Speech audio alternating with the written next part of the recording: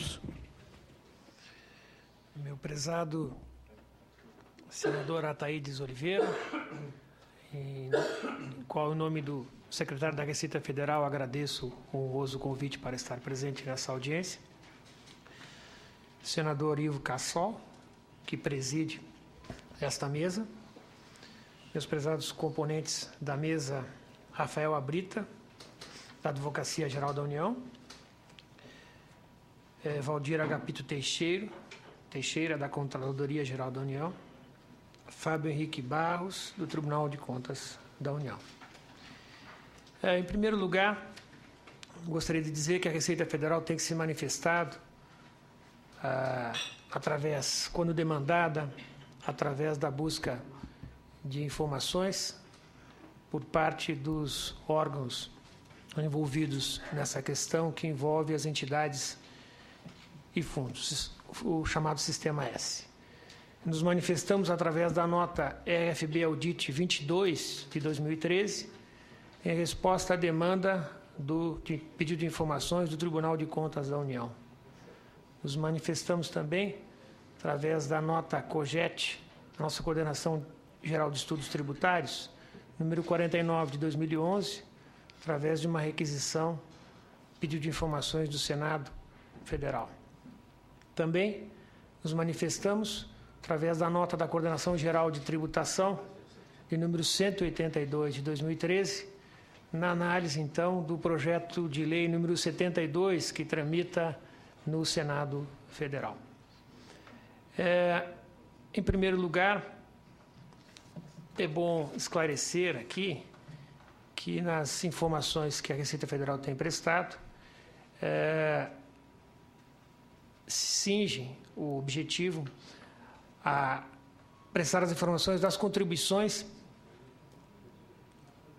exigidas a título de terceiros, né, que são o Sistema S, aquelas contribuições arrecadadas pela Receita Federal em nome do próprio Sistema S. Ou seja, a Receita Federal arrecada, tem uma taxa de administração para cobrir o seu custeio de 3,5% e, ao mesmo tempo, então, recebe e depois repassa descontado esse percentual para as respectivas entidades.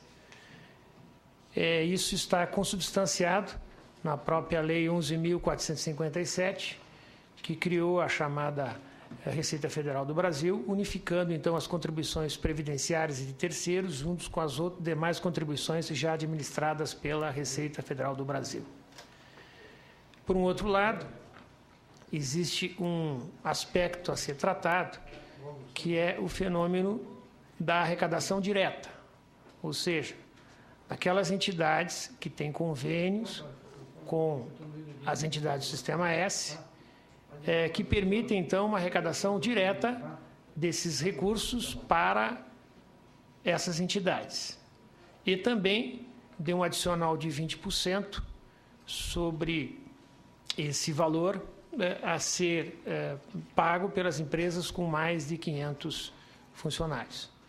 Essas receitas não são administradas pela Secretaria da Receita Federal do Brasil. Portanto, sobre essas receitas, a Receita Federal não tem o controle, não tem a informação e simplesmente verifica, chegando à empresa, se há o convênio e, se há o convênio, essa relação de cobrança dessa contribuição, de eventuais deduções de valores a título de serviços prestados, por exemplo, com cursos e treinamentos efetuados pela própria empresa, são de ordem entre a empresa e o Serviço Nacional de Indústria, ou o Serviço Nacional de Aprendizagem Industrial, etc., etc.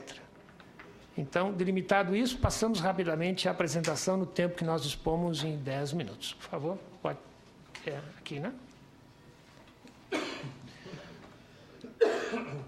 Bom, em primeiro lugar, a natureza dessas contribuições, que são contribuições parafiscais, sob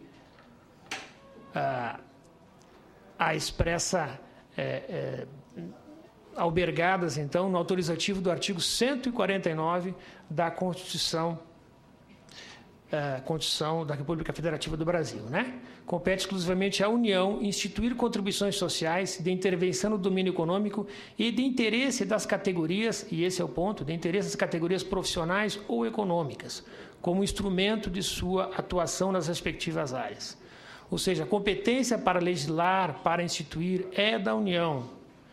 Mas, depois que, uma vez instituída essa lei, há a possibilidade, então, da cobrança no polo ativo, de configurar no polo ativo a própria entidade arrecadando os seus recursos. Um exemplo que eu dou aí para os senhores é a própria Ordem dos Advogados do Brasil, que está, então, albergada por lei para fazer a cobrança dos seus filiados. Bom, aqui a questão do percentual incidente sobre a remuneração dos empregados, na contribuição para o SESI, é de 1,5% incidente sobre a remuneração. Contribuição para o SENAI é de 1% incidente sobre a remuneração dos empregados, e quando se tratar, então, de empresa com mais de 500 funcionários, nós vamos ter, então, um adicional de 20%.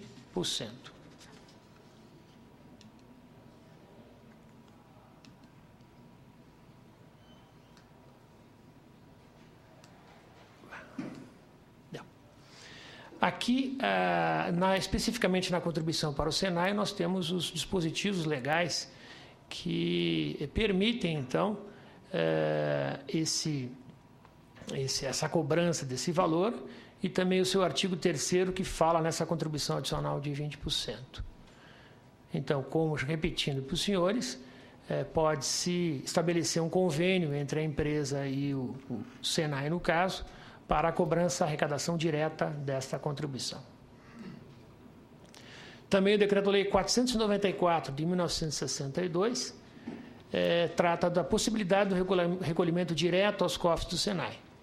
E o Decreto-Lei 57.375, de 1975, também estabelece a possibilidade de contribuição direta ao SESI, assim como há outras leis autorizativas para alguns dos outros serviços autônomos, né?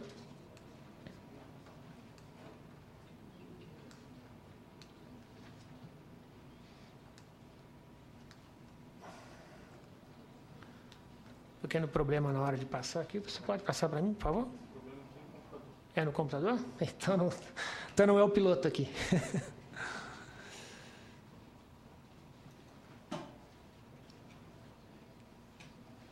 Bom, como eu havia referido para você, se não houver a possibilidade, eu continuo daqui mesmo, fica um pouco prejudicial. Okay. Deu, obrigado.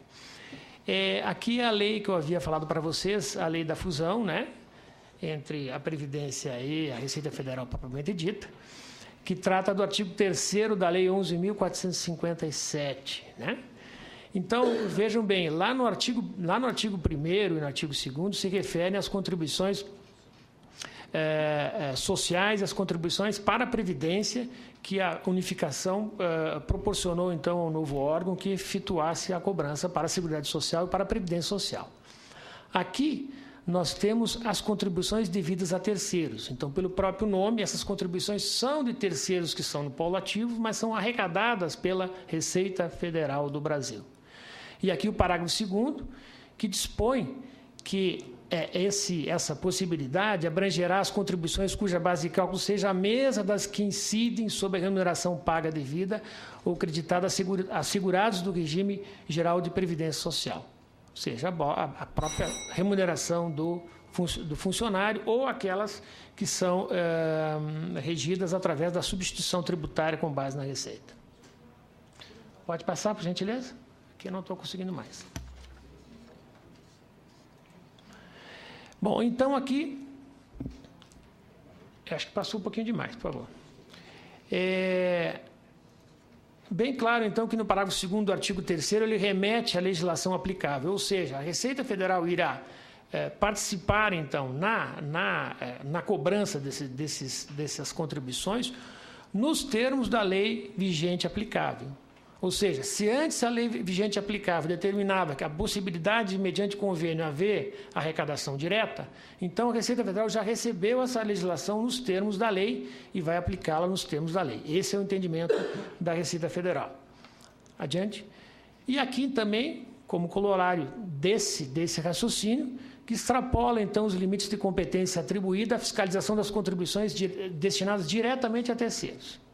A pergunta é se isso é bom, se isso é ruim, e isso é o próprio Congresso Nacional que tem que verificar se está ocorrendo algum desvio ou não, se é melhor que a Receita Federal arrecade o todo ou não. Mas hoje, no ordenamento jurídico, como posto hoje, a arrecadação da Receita, o papel da Receita Federal é apenas com respeito àquelas contribuições que lhes são dadas pela legislação aplicável. Isso tudo nos termos também do entendimento da própria Procuradoria-Geral da Fazenda Nacional, através do parecer CAT número 333 de 2010, e corroborado isso também por N decisões judiciais, inclusive citando uma aqui no parecer, que é o recurso especial de número 771.556, do Superior Tribunal de Justiça, que definiu pela validade, então, pela competência, naquele caso do Senai, de cobrar diretamente da empresa aquela arrecadação que vinha sido colocada por convênio e também da cobrança do próprio adicional. Muito obrigado aos senhores por hora.